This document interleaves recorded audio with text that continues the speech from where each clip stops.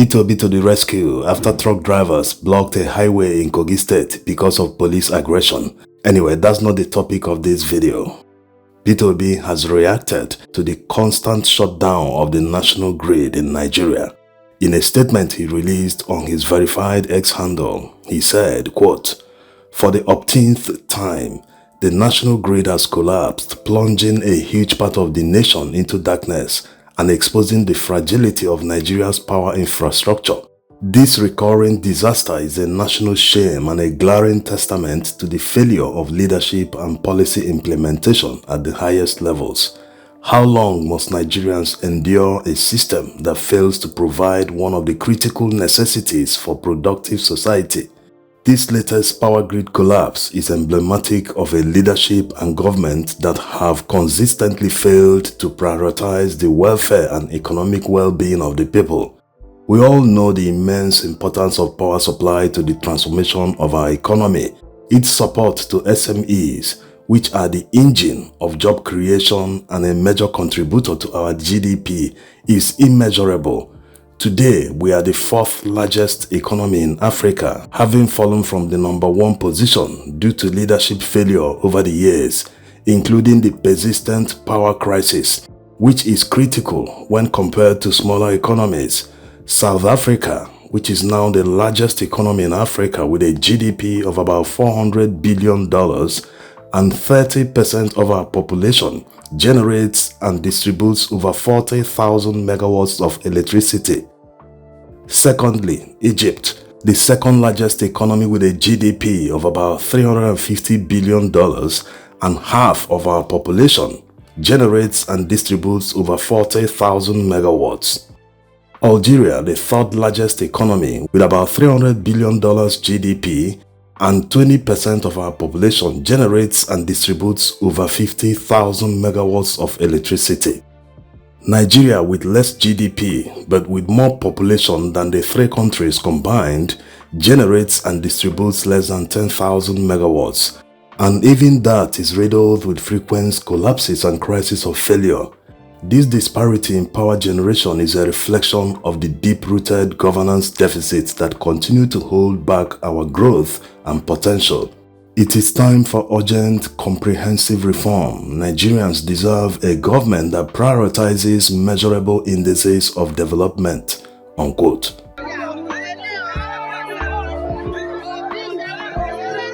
This is common sense. It doesn't take a genius to know that the government should focus on power generation because of all the benefits. So the question is, why don't people in power do this? It's very simple. It is because they don't want to do it. That's because when you look at all they do, all they waste energy on, and at a time you would think that they are still in campaign mode. Despite being the people in power, they are focusing on opposition, focusing on things that don't add any value at all. So they are on a mission to continue impoverishing Nigerians. When you look at what is happening, the future is very bleak. How can they explain that after selling crude oil to Dangote refinery in Naira, the petrol eventually became more expensive than the imported one? It doesn't make any sense. Or have they now removed the petrol subsidy entirely? Because the last time he announced that subsidy is no more, petrol was still being sold about 600 naira per liter. So what changed? Nigerians need an explanation.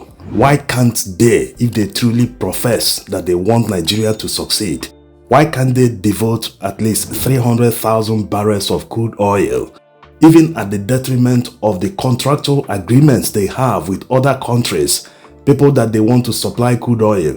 Why they don't just devote 300,000 barrels per day to Dangote refinery? Yes, they are not paying any money to subsidize anything at all. They are just maybe selling at below market price. And the fact that this will be sold in Nigerian market makes it more essential. No country in the world will sabotage their own because they are patriotic to their country. If a country has an advantage that they can harness to better compete with others, they will do it without blinking an eye. So why is it difficult for Nigerian leaders to at least allocate 300,000 barrels per day to Dangote refinery?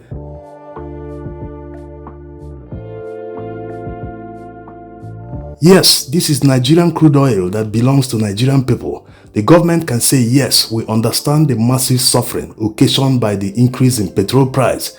So by allocating 300,000 barrels per day to Dangote refinery, we ensure that the petrol price comes down because the government will not actually be paying any amount to subsidize the petrol.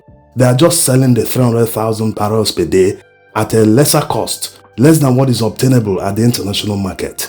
It's as simple as that. They can continue this regime until they are able to increase the output up to 2 million barrels per day. Yes, this is very simple, but logic never applies to anything concerning Nigeria because the interest of leaders are more important. It comes first before the interest of Nigerians. That's why when people say they are working for outsiders, they are not far from the truth.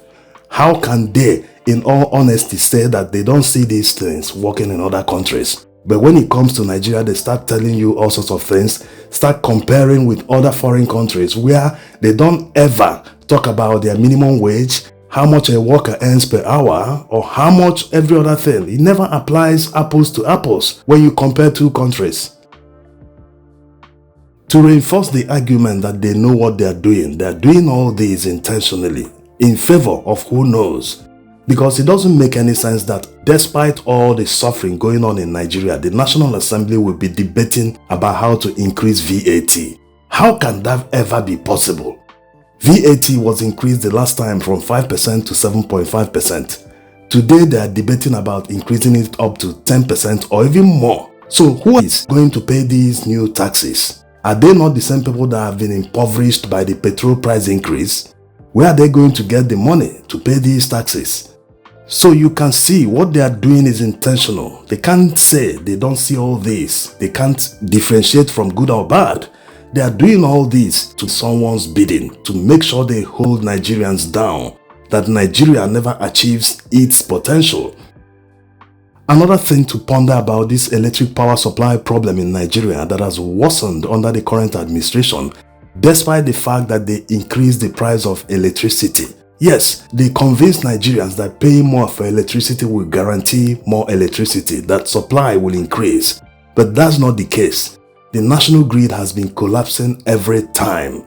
Now, consider this. When Tinubu was governor of Lagos State in the early 2000s, he applied the fire brigade approach to solve the epileptic power supply in Lagos State at the time by bringing in Enron.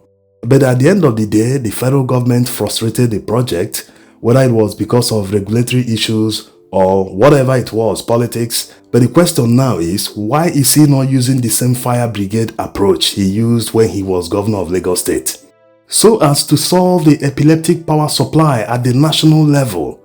He might have complained in the past that the federal government frustrated him when he was governor. But who is frustrating him now because he is in charge? Why not implement the same thing he tried to implement more than 20 years ago? So you see the problem. It's not as if they don't know what to do, but they are intentional about doing the wrong things. Yes. The question now remains, why are they doing it? For what benefit? So this is why Nigerians must take seriously what is happening around them, around the country. Never sit on the fence, never say it doesn't concern me, I'm not involved.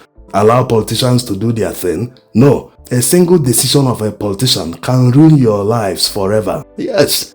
Look at the way they've rendered many Nigerians beggars. People that used to have millions in their bank accounts a few years ago, today these millions are worth nothing. Practically nothing. How much is the exchange rate today? How much is petrol price? How much is the price of food?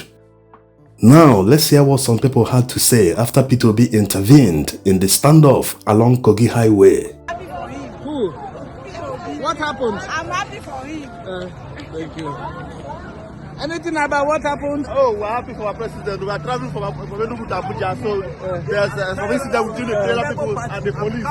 So there's nobody to solve the problem, but our president came and solved the problem. Everyone is going now. Our future president. We're happy for him. We're happy for him. Thank you. That is to tell you the people's choice. Yeah, it's the people's choice. He came out and people were very happy with him. Who came out? Mr. Peter Obi. What did he do? He cleared the road. Thank you very much, yes, sir. He cleared the road. Okay, what of you? May we hear your voice? With anointing and grace. Can you believe that as a governor, he supplies the road? The time will tell you that when he's in power, he knows the potholes that are bad. He's a man for the people. Man Thank for you. the seat. Thank you.